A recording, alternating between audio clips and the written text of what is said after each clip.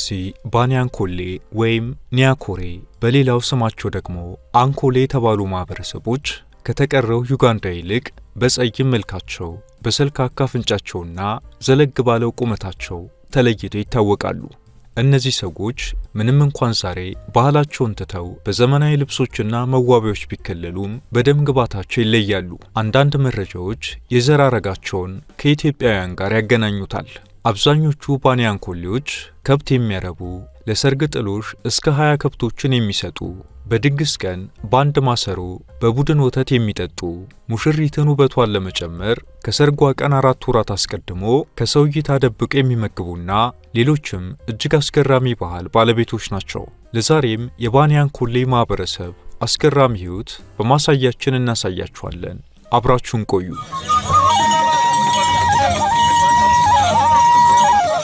ባንያንኮሌዎች ነዋሪነታቸው በዩጋንዳ ሲሆን ባህላቸው፣ ኢኮኖሚያቸውና እያንዳንዱ የዕለት ተዕለት ሕይወታቸው በእነዚህ ባለግዙፍ ቀንድ ከብቶቻቸው ላይ የተመሠረተ ነው። እነዚህ ከብቶች የሀብት ደረጃና የክብር ማሳያም ናቸው። ግዛታቸውን ካሮ ኩሩንጊ ብለው ይጠራሉ።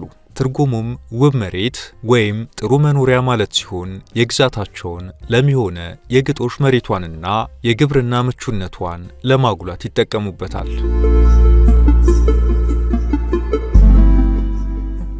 ባንያንኮሌዎች ዘመድ ብለው የሚጠሩት በአባታቸው ወገን ያሉትን ብቻ ነው። በእናት በኩል ካሉት ጋር ያን ያህል ቅርርብ የላቸውም። በባንያንኮሌ ማህበረሰብ አብዛኛው የቤተሰብ ውርስ የበኩር ወንድ ልጅን ብቻ ይመለከታል።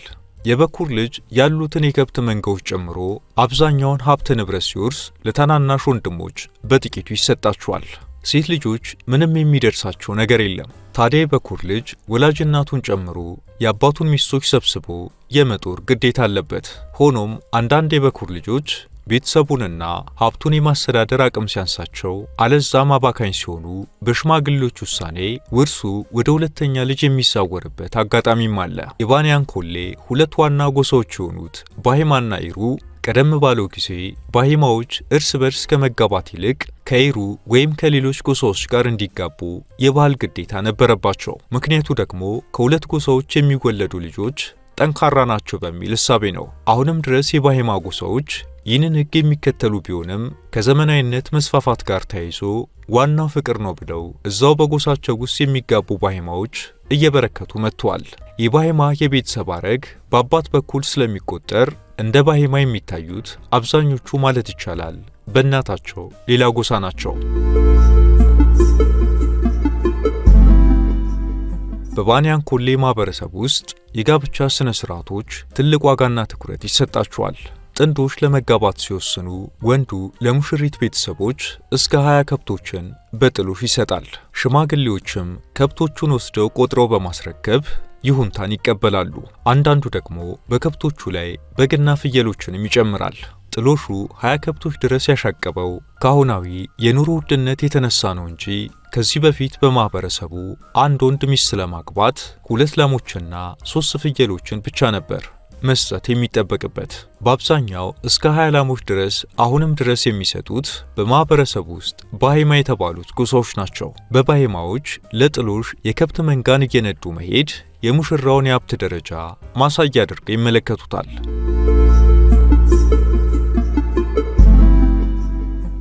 በባንያንኮሌ ማህበረሰብ ውስጥ ባይሮ የተሰኙት ጎሳዎች ግን ዛሬም ድረስ ጥሎሻቸው የተገደበ ነው። ወንድየው 2 ላሞችና 3 ፍየሎችን ለሙሽሪት ቤተሰቦች ጥሎሽ ከሰጠ በኋላ ዘመድ አዝማዶቹ ደግሞ ለሱ ከብቶችን በማዋጣት የመነሻ እርባታ የሚሆኑትን እንስሳት ያበረክቱለታል። ሙሽራዋ ከሰርጓ ቀደም ብሎ ከ3 ወይም ከ4 ወራት በፊት ከቤተሰቡ አባላት ተነጥላና ከማንኛውም ስራ ርቃ ልዩ እንክብካቤ ይደረግላታል። ዓላማውም እንዲያምርባትና ደም ግባቷን ለመጨመር ታስቦበት ነው። በሰርግ ስነ ስርዓቱ ላይ የምግብና የመጠጥ አይነቶች ይዘጋጃሉ። በአንድ ማሰሮ በጋራ ወተት መጠጣት የሰርጉ ስነ ስርዓት አካል ነው። ሙሽራዋ ከሰርጉ በኋላ ደግሞ ለቀናት ያህል በሞግዚት እንክብካቤ ይደረግላታል። ከአንድ በላይ ማግባት በማህበረሰቡ ዘንድ የተለመደ ነው። እንዲሁም ወንዶቹ የሟች ወንድማቸውን ሚስት መውረስ የግዴታ ባህላቸው ነው። ለባንያንኮሌ ማህበረሰብ አባላት ከብቶች ሁሉ ነገር ናቸው። ከብቶች ለማህበረሰቡ ቢሸጡ የገቢ ምንጫቸው፣ ወተታቸው የምግብ ዋስትናቸው፣ ቢያጩ የጥሎች ስጦታቸው፣ በዓላት ቢደርሱ አርደው ማክበሪያቸው፣ እንዲሁም የከብቶቻቸው ብዛት በአደባባይ መታያቸውና መከበሪያዎቻቸው ናቸው። ግብርና በሁለተኛ ደረጃ ላይ የሚቀመጥ ስራቸው ነው። የባንያን ኮሌ ማህበረሰብ ውስጥ ስላሉት የባሄማ ጎሳዎች እነዚህ ለየት ያሉ ከብቶች የኃይል የሀብትና የደረጃ ማሳያ ምልክቶች ሆነው ያገለግላሉ። አስገራሚው ነገር በማህበረሰብ ውስጥ ንዑስ ጎሳ የሆኑት የባይሩ ጎሳዎች ደግሞ በታሪክ ውስጥ ከብት እንዳይኖራቸው ወይም ከከብት እርባታ ታግደው በግብርና ስራ ብቻ እንዲተዳደሩ ሲደረጉ የቆዩ ናቸው። ባሂማዎች በብዛት የሚያረቧቸው እነዚህ ባለግዙፍ ቀንድ ከብቶች ብዙ ወተት የሚሰጡ፣ ሰውነታቸውም ከሌሎች የአፍሪካ ከብት ዝርያዎች ይልቅ የገዘፈ በመሆኑ ከስጋ ምርትም አንጻር የማህበረሰቡን ኢኮኖሚ ተሸክሙ ያሉ ናቸው። ከዚህ ጋር በተያያዘም የዩጋንዳው ፕሬዝዳንት ዮዌሪ ሙሴቬኒም ራሳቸውም ከባንያን ኮሌ ማህበረሰብ የወጡ ናቸው። ሰውየው የእነዚህ ከብቶች ማርቢያ ግዙፍ ድርጅት አላቸው። በአንድ ወቅት የኢትዮጵያ ባለስልጣናትም ይህንን የሙሴቬኒን የከብት ማርቢያ ድርጅት ሲጎበኙ ታይተዋል። ሙሴቬኒ ከነዚህ ላሞች በሚሰበሰበው ወተት የራሳቸውን ሆቴሎች ጨምሮ በዋና ከተማዋ ለሚገኙ ሆቴሎች ሁሉ ወተት አቅራቢ ናቸው። ነገርን ነገር ያነሷልና የጣሊያኗ ጠቅላይ ሚኒስትር ጆርጂያ ሜሎኒ ወደ ስልጣን በመጡ ሰሞን በቁንጅናቸው ከተማረኩ ሰዎች ውስጥ የዌሪ ሙሴቬኒ ልጅ የሆነው ጀነራል ሙሁዚ ካይኔሩ ጋባ ሲሆን በአገሬ ባህል መሰረት ሜሎኒን ከብቶችን ጥሎች ሰጥቼ ላገባ ትፈልጋለሁ ብሎ የትዊተር ገጹ ላይ በመጻፉ የአንድ ወቅት መነጋገሪያ ነበር።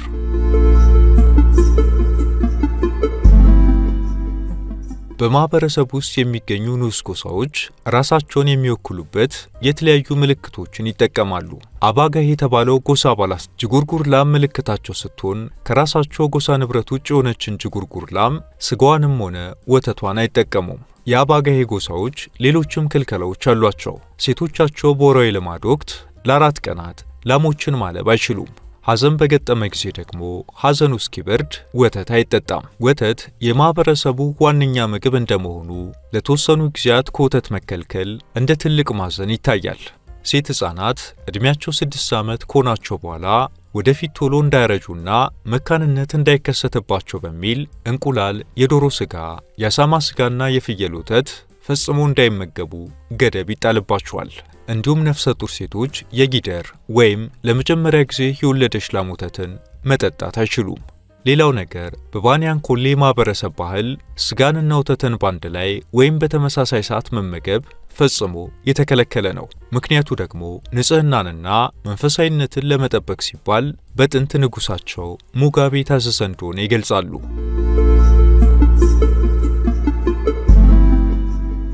በማህበረሰብ ውስጥ ወንዶች ፈላጭ ቆራጭ ናቸው ማለት ይቻላል።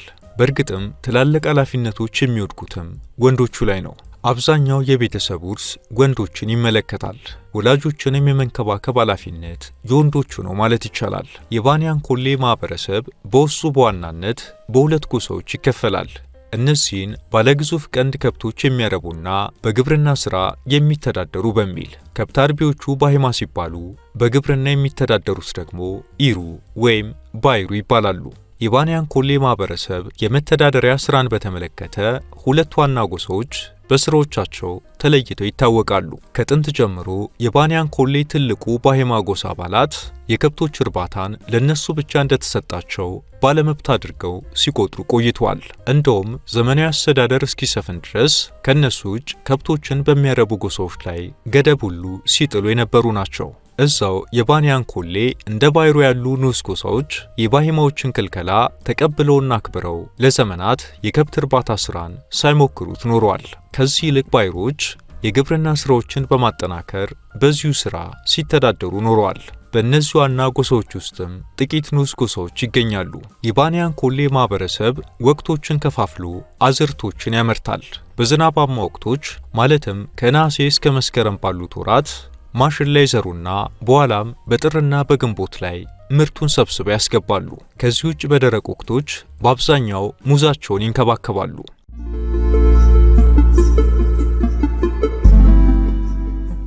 የባንያን ኮሌ ማህበረሰብ ባህላዊ አመጋገብ የወተት ተዋጽኦና የግብርና ምርቶች ላይ ያተኩራል። ከዋናው ምግባቸው ውስጥ ቀዳሚው ኦብሮ በመባል የሚታወቀው የማሽላ ገንፎ ይጠቀሳል።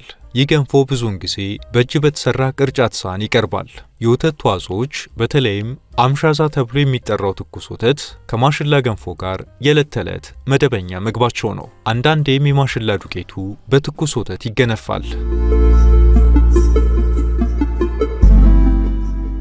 አስገራሚው ነገር ባንያን ኮሌዎች ከሙዝ የሚጠምቁት ባህላዊ ቢራም ታዋቂ ነው። በእርግጥም ይህ ባህላዊ ቢራቸው ሲዘጋጅ ለተመለከተ ሰው መጠጣቱ ሊከብደው ይችላል። ይህ ቶንቶ ብለው የሚጠሩት የሙዝ ባህላዊ ቢራ የሚዘጋጀው የበሰለ ሙዝ ሰልጦ በእግር ከተቦካ በኋላ ከማሽላ ብቅል ጋር አብሮ በመጥበስና በመጠነኛ ውሃ በማሸት ከዛም እስከ 6 ቀናት በጉድጓድ ውስጥ ተቀብሮ እንዲፈላ ይደረጋል። ከዛ በኋላ በበዓላትና የአዛውንቶች ስብሰባ ሲኖር አክብሮትን ለመግለጽ እየተቀዳ ይቀርባል።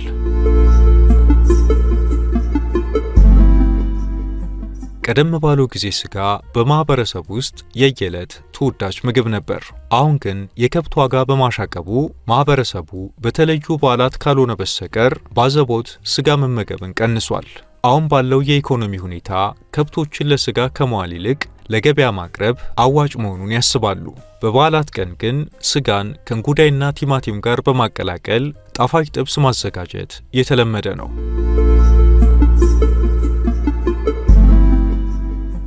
አሁን የባንያን ኮሌ ባህላዊ ልብሶች ከዘመናዊ የምዕራባውያን ጨርቆች ዲዛይኖች ጋር ተዋህደው በተለይም በሰርግና ዓመታዊ በዓላት ላይ መድመቂያዎች ሆነዋል። ይህ የባህላዊና ዘመናዊ ውህደት ያለው ዲዛይን የባንያን ኮሌ ወጣቶች ጨርሶ ባህላዊ አልባሳቶቻቸውን እንዳይረሱ አድርጓቸዋል።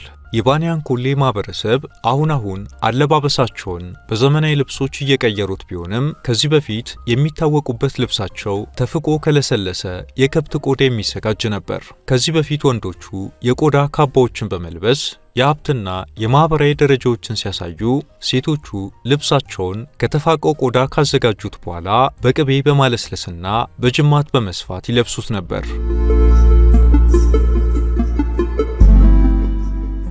የባንያን ኮሌ ሴቶች ከነሐስ፣ ከመዳብ ወይም ከብረት የተሰሩ የአንገት ሐብሎችንና የጆሮ እንዲሁም እግርና እጅ ላይ በሚጠለቁ ጌጣጌጦች ይዋባሉ።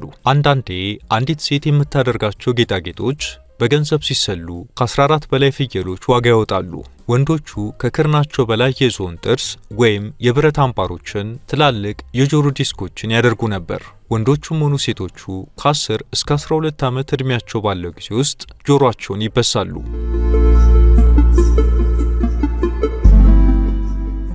የባንያን ኮሌዎች ግዛት አንኮሌ ትባላለች። ባንያን ኮሌዎች በብዛት በደቡብ ምዕራብ ዩጋንዳ የሚገኙ ሲሆን ይህ አካባቢ ሰፊ የሳር ሜዳዎችና ሳቫናዎች አሉት። ይህም ለከብቶች ግጦሽ ተስማሚ የሆኑ ክፍት ቦታዎችን አካቷል። አካባቢው ኮረብታዎችንና የተበታተኑ ደኖችን በመያዙ የአየር ንብረቱ መካከለኛ ዝናብ ያለው ነው። የአገሪቱ ደቡብ ምዕራብ ክፍል ከኤድዋርድ ሐይቅ በስተምስራቅና የቪክቶሪያ ሐይቅ ደቡብ ምዕራብ ታሪካዊ የመገኛ ስፍራቸው ነው። ከ80 በመቶ በላይ የሚሆነው የባንያን ኮሌ ሕዝብ በገጠር የሚኖርና በግብርናና በከብት እርባታ የሚተዳደር ነው። በእርግጥም ባንያን ኮሌዎች የተሻለ ሕይወትን ፍለጋ ብዙዎቹ የአንኮሌ ግዛታቸውን እየለቀቁ እንደ ካምፓላ ወደ መሳሰሉ ከተሞች ፈልሰዋል።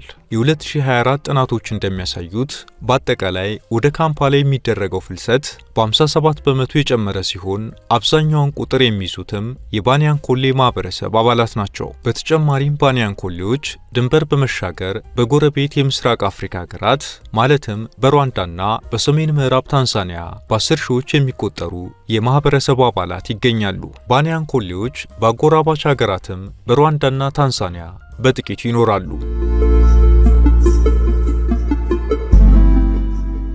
የባንያን ኮሌ ማህበረሰብ በመረዳዳት ይታወቃል። ማህበረሰቡ በግጭት በህመምና በቀብር ስነ ስርዓት ወቅት እርስ በርሱ መደጋገፍ የማይጣስ የባህል ግዴታ አለበት። ለበዓላት ከሚታረዱ ከብቶችና ከሚገኝ የማሽላ ምርት ላይ የተወሰነውን ለአካባቢው ሰዎች በማካፈል የማህበረሰቡን ትስስርና አንድነትን ለማጠናከር ይጠቀሙበታል። ባንያን ኮሌዎች ጥንቸልና ነብርን እንደ ዋና ገጸ ባህሪ በመጠቀም የሞራል ትምህርቶችን ለልጆቻቸው ያስተምራሉ።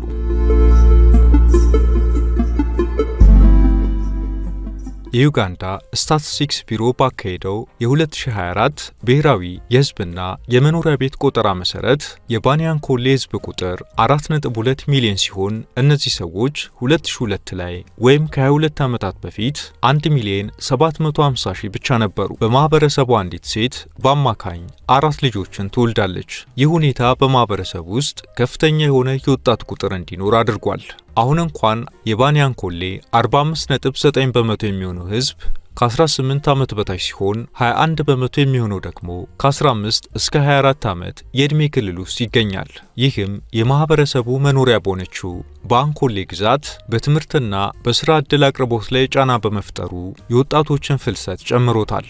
ባኒያንኮሌዎች ከአጠቃላይ የዩጋንዳ 46 ሚሊዮን ሕዝብ 9.2 በመቶውን ይይዛሉ። ይህም ማለት 4.2 ሚሊዮን ይሆናሉ። ባኒያንኮሌዎች የሚናገሩት ቋንቋ ሩኒያንኮሬ ይባላል። ይህን ቋንቋ ከ3.5 እስከ 5 ሚሊዮን ሰዎች የሚናገሩት ሲሆን በዚህ ቋንቋ መጽሐፍ ቅዱስም ተተርጉሟል። የባኒያንኮሌ ማኅበረሰብ አባላት በ1967 በፕሬዝዳንት ሚልተን ኦቦቴ መንግሥታቸው እስኪገረሰስ ድረስ በንጉሣዊ ሥርዓት ሀገሪቱን መርተዋል። የአሁኑ የዩጋንዳ ፕሬዝዳንት ዩዌሪ ሙሴቬኒ የእነዚህ ነገሥታት ደም እንዳለባቸው ይነገራል።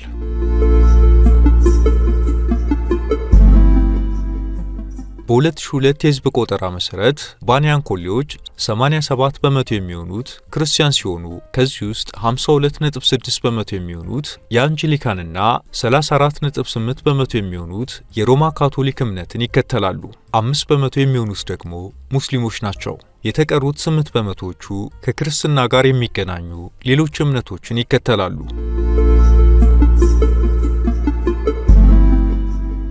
የባኒያንኮሌ ክፍል የሆኑት የባይሩ ጎሳዎች ምንም እንኳን በባሄማዎች ተጥሎባቸው የነበረው ከብቶችን የማርባት እገዳ ቢነሳላቸውም ለምዶባቸው ዛሬም ከብት ከማርባት ይልቅ ወደ ግብርና ሥራዎች ያመዝናሉ። በዚህም ባይሮች በለምነቷ በሚነገርላት ዩጋንዳ ሀገራቸው ማሽላ፣ ባቄላ፣ ሙዝና ስኳር ድንችን ያለማሉ። ሁለቱ የባኒያንኮሌ ጎሳዎች የሆኑት ባሄማና ባይሩ ምርቶችን እርስ በርስ በመለዋወጥ ይኖራሉ። ለምሳሌ ባሄማዎች እንደ ከብት አርቢነታቸው የወተት ተዋጽኦችን ሲያቀርቡ፣ ባይሮች ደግሞ ማሽላና የመሳሰሉትን አዝርቶች ያቀርባሉ።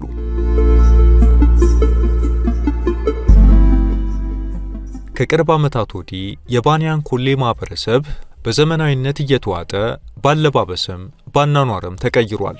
አሁን ላይ አብዛኛው የማኅበረሰቡ አባላት ግብርናን ብቻ ሳይሆን የተለያዩ ሥራዎች ውስጥ ገብተዋል። ከዩጋንዳ ወደ ተለያዩ የዓለም ሀገራት የሄዱ ዲያስፖራ ባኒያንኮሌዎችም የማኅበረሰቡን ኢኮኖሚ በፊት ከነበረበት ግብርናና አርብቶ አደርነት ከሚለው ይልቅ ንግድንም ጨምረውበት ድብልቅ አድርገውታል።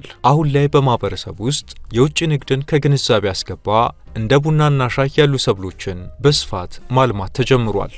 በዚህም የባኒያንኮሌ ቡና አምራች ኅብረት ሥራ ማኅበር ከፍተኛ መጠን ያለው ቡና የሚያመርቱ ከ20 በላይ አባል ማኅበራትን በመወከል በ2025 ዩጋንዳ በአፍሪካ ግንባር ቀደም የቡና ላኪ እንድትሆን አድርጓታል። በተመሳሳይ የባኒያንኮሌ ንዑስ ክልል 29 በመቶ የሚሆነውን የዩጋንዳ የሻይ ምርት የሚሸፍን ሲሆን ለአገሪቱም ከፍተኛ የውጭ ምንዛሬ እያስገኘ ነው። የ2024 መረጃ እንደሚያሳየው በውጭ አገር የሚኖሩ የባኒያንኮሌ ማኅበረሰብ አባላት ብቻ በዓመት 1.5 ቢሊዮን ዶላር ወደ ዩጋንዳ ለቤተሰቦቻቸው ይልካሉ። በዚህ መልኩ በዲያስፖራ የሚላከው ገንዘብ የቤተሰብ ፍላጎትን የሚያሟላና የገጠር ኢንቨስትመንትን የሚደግፍ ሲሆን ይህም ከባህላዊ እርባታና አርብቶ አደርነት ወደ ዘመናዊ እርሻና የእንስሳት እርባታ የሚያሸጋግር ሆኗል። አብራችሁን ስለቆያችሁ እናመሰግናለን። ላይክ እና ሰብስክራይብ በማድረግ እንዲሁም የተሰማችሁን ኮሜንት ላይ በማስፈር አጋርነታችሁን እየጠየቅን በዚህ ጉዳይ ላይ ቢሰራ የምትሉት ቢኖር ሁሌም ዝግጁ ነን። የዛሬውን አበቃን። በያላችሁበት ሰላም